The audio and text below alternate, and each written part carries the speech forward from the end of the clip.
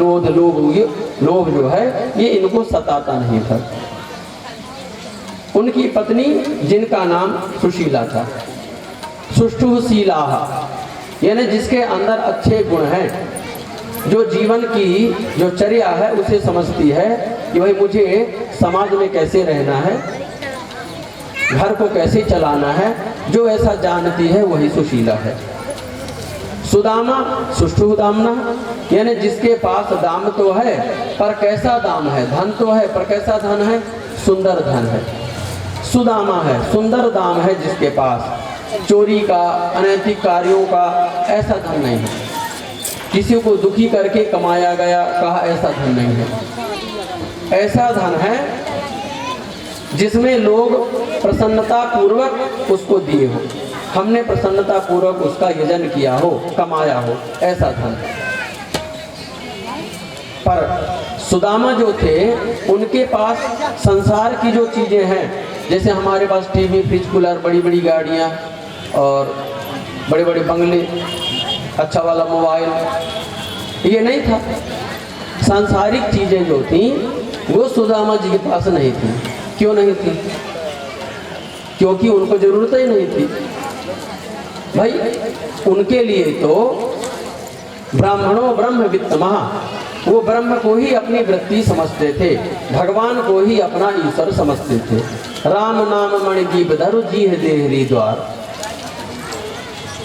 राम को ही वो मणि समझते थे, राम नाम मणि, राम नाम रूपी जो मणि थी उसको ही वह धन समझते थे।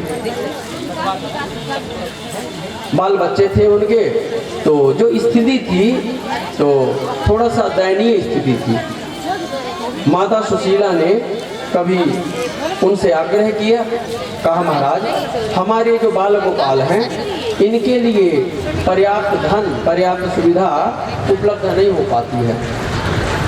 कहा कैसी सुविधा? कहा भोजन की व्यवस्था नहीं। कहा देखिए मैं अपने लिए नहीं मांग रही हूँ। सुशीला ने कहा कि हे पतिदेव, हे आर्य, हे श्रेष्ठ, मैं अपने लिए नहीं मांग रही हूँ, ये जो संतान है, ये जो संतति है, मैं इसकी चिंता कर रही हूँ। सुदामा जी के यहाँ कहते हैं कि अन्न की व्यवस्था इतनी नहीं हो पाती थी, जितना हम आपके यहाँ भंडार भरे रहते हैं वैसा नहीं था, बड़ी गरीबी थी।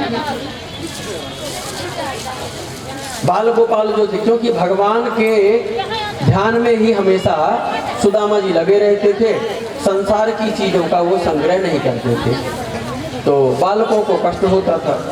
अब ये जितना जो भी हम वातावरण देखते हैं सुदामा के साथ, सुदामा का जो जीवन है, ये जीवन में जो घटना आई, यानी जो गरीबी आई, विपदो नैव विपदः संपदो नैव संपदः, विपद विस्मरणम विष्णु संपदो नारायण स्मृति। विपत्ति किसे कहा गया और संपत्ति किसे कहा गया? तो बताया कि विपदो नैव विपदः संपदो नैव संपदः। कहा विपत्ति विपत्ति नहीं है और संपत्ति संपत्ति नहीं है।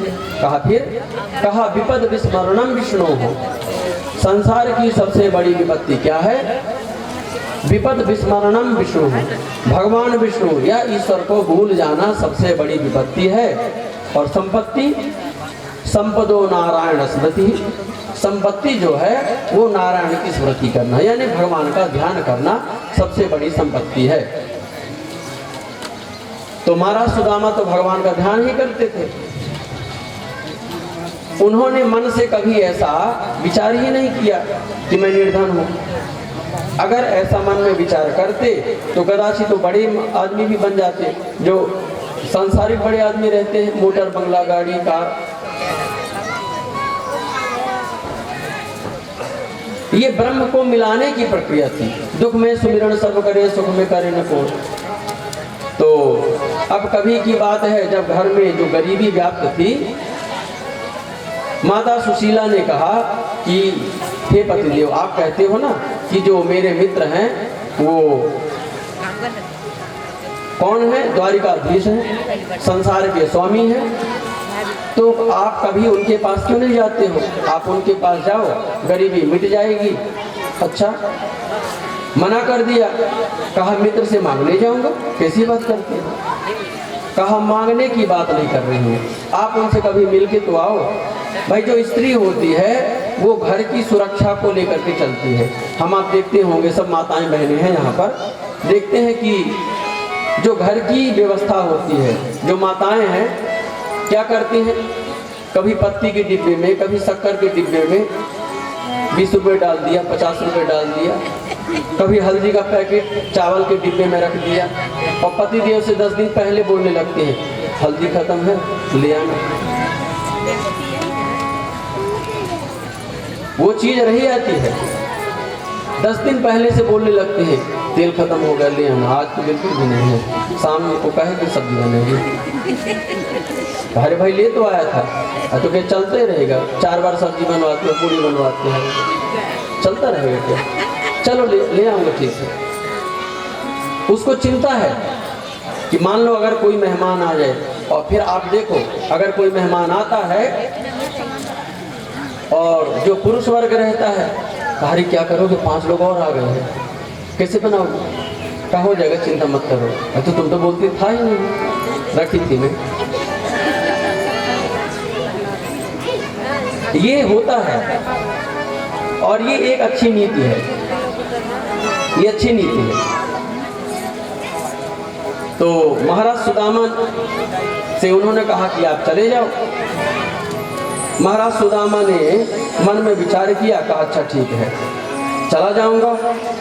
इति संचिन्त्य मनसा गमनाय मतिं दधे, अप्यस्त्युत्पायनं किंचित गृहे कल्याणि दीयताम्। याचित्वा चतुरो मुष्टिं विप्रान् पृथुकतण्डुलान्, चैलखण्डेन तान् बद्ध्वा भरते प्रादादुपायनन्। इति संचिन्त्य मनसा, इस प्रकार विचार करके, गमनाय मतिं दधे, गमनाय मतलब जाने के लिए, चतुर्थी एक वचन, गमनाय मतलब जाने के लिए, खादनाय मतलब खाने के लिए, पठनाय मतलब पढ़ने के लिए। चलो थोड़ी सी व्याकरण भी पढ़ लेते हैं ऐसे, है ना? तो क्या बताया, गमनाय मतिं दधे, जाने के लिए उन्होंने अपनी हामी भर दिया, कहा चला जाऊंगा। और कहा कि ये तो बड़ा सुंदर सा समय रहेगा, क्योंकि कहा कि ऐसा जो सुंदर प्रसंग है कभी ऐसा होता ही नहीं था। यहाँ पर हम एक चीज और विचार करें, अभी तक भगवान कृष्ण से सुदामा जी मिलने नहीं गए। जब स्त्री ने कहा मिलाओ तब मिलने गए, और संयोग की बात है